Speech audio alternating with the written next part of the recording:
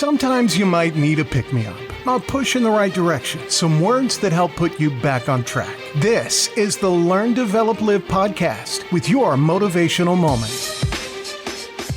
Good morning. This is the Learn, Develop, Live podcast. I'd like to welcome you to your motivational moment for this week. My name is still Chris Jarrett. I'd like to ask, how are you doing today? Are you having an incredible week? In this fast-paced world, sometimes it's just nice to ask how someone is, Now, I hope you're having an amazing day and the world is turning well for you. Now, this week, we have the great one, Dwayne Johnson. Now, I was and still a huge fan of Dwayne Johnson from his WWE days as The Rock. And since quietly retiring from the ring, he has taken Hollywood by storm. But it wasn't always that easy. In this clip that you'll learn, it was difficult in the early days, just like it is for so many other people out there. So, enough from me. The great one can tell you the rest. Instead of telling you what I think you should be doing, or how you could be better, or I thought, well, let me just speak from the heart, speak from my gut, and really not have anything prepared, but just tell you what's worked for me.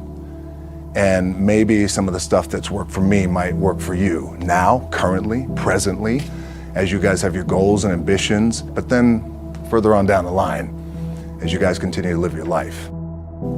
This idea and this notion that you could be anything you want, you can accomplish anything you want, right? We hear that. You've heard that from the time you were little boys. You hear that now. You're already incredibly accomplished. You guys know that. The thing that has worked for me is to remember the hard times. So, and I'm sure you guys all have your processes, and again, I'm going to tell you what's worked for me. So before a big movie comes out, before, back in the days when I was wrestling with WWE, a WrestleMania match, anything big that would happen, I would always take a moment, and I'd just remind myself, all right, I was evicted when I was 14. We were kicked off the island. We couldn't live in Hawaii. Had no place to live. A lot of shit happened. Then when I moved to Nashville, I was arrested multiple times by the time I was 16 years old. I would remember that, and it allows me then to be present in the moment and understand, holy shit, the stuff I have around me right now, this is the shit that I dreamed of when I was a kid. I am here. I played for University of Miami, played for great teams. Warren Sapp, Ray Lewis, they were my teammates. They were balling. Warren Sapp was playing tight end that time. I was starting defensive tackle. Yeah, they moved him over to D-line. And he looked at me, he's like, yo, dude, I'm gonna take your spot. And I said, you ain't taking my spot. He said, I'm gonna take your spot. I said, no, you ain't. We battled, and he took my spot.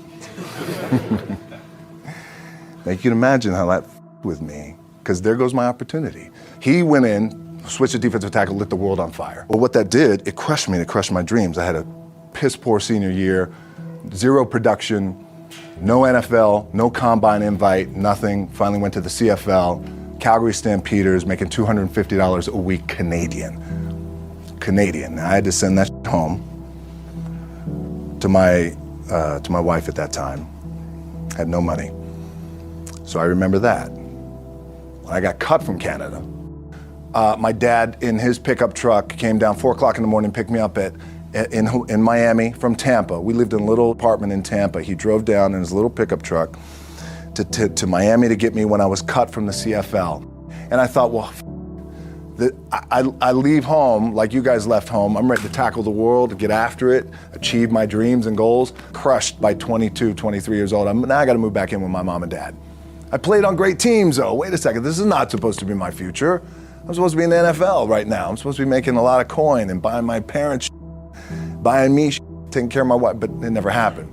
So I pulled out my wallet. I thought, well, let me see how much money I have. I opened it up. I had a 5, a 1, and change.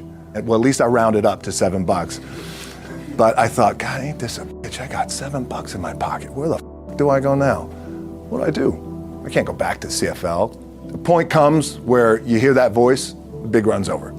Like, you're done. Right? So I heard that voice.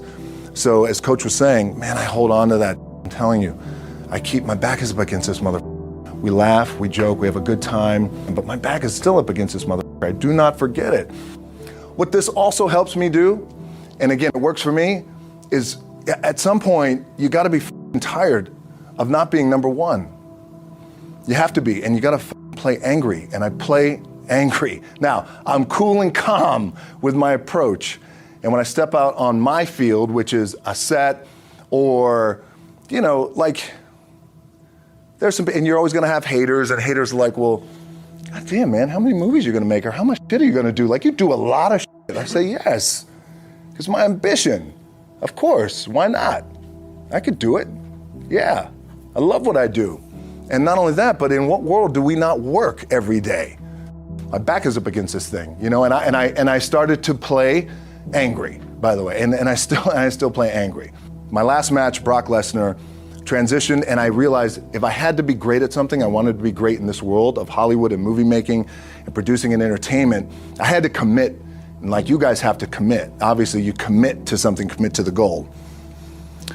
So I quietly retired. 2 years later, I thought, what did I do with my career? Because my movies were not doing well.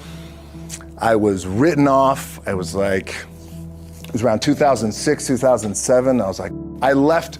I pulled a Jim Brown.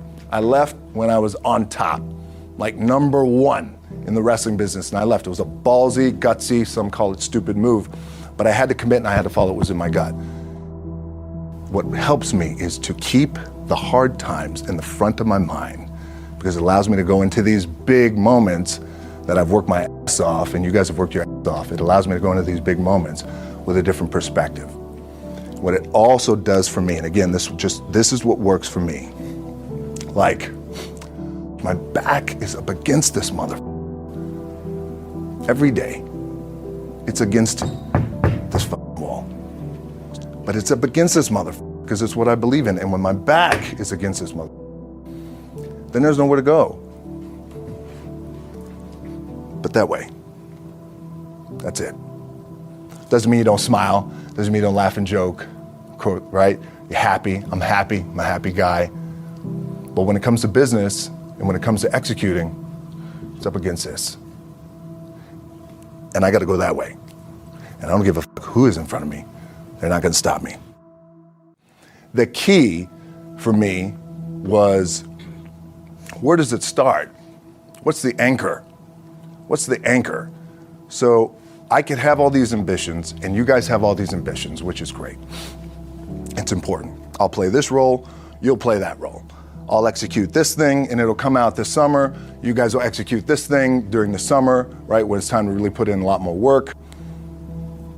But the key with me is just always finding what the anchor is. And the anchor is getting up at 4 o'clock in the morning every day before anybody else and grounding my thought process is in the no one will outwork me. No one. I love and I respect you guys. Motherfucker won't outwork me. All starts with this. 2 hands, putting it to work. As you guys know, there's nothing you can't accomplish. You're gonna go on, you're gonna become world champions. The key for me, what I think one of the keys is, remember where you came from, keep that in the front of your mind, and when shit goes bad and it goes sideways, a lot of shit does, you're getting booed out of the building, or you're coming through this injury, or people are writing you off, oh, you guys ain't make it, any of that. You gotta keep it in here. And it really has to, it should drive you. It should. It works for me. It should drive you. You got all the talent in the world. It's all here. Really, the 2 things I want to say are, you gotta be the hardest workers in the room. And don't f*** the opportunity up.